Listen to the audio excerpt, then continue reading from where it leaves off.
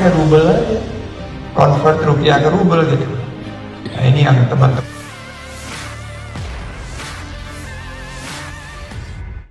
Kenapa konflik Rusia dan Ukraina diprediksi berlangsung lama?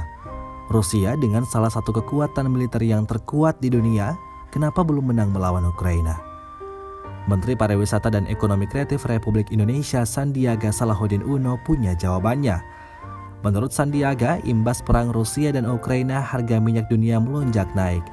Meski Rusia menjual harga minyak di bawah harga pasar, negara yang dipimpin Vladimir Putin ini mendapat keuntungan mencapai 6 miliar dolar per hari atau 89 triliun rupiah per hari dengan kurs 14.863 rupiah.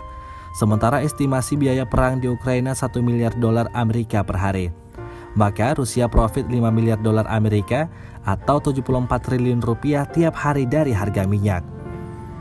Sehingga Sandiaga Uno memprediksi perang ini berlangsung lama karena Rusia sengaja mengukur waktu.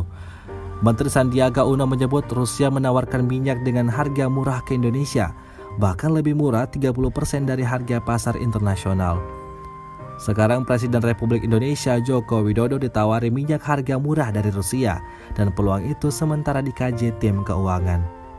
Risikonya Indonesia bisa diembargo Amerika Serikat jika menerima tawaran Rusia. Menurut Sandiaga Uno, peluang tersebut masih dikalkulasi secara matang tim ekonomi Indonesia.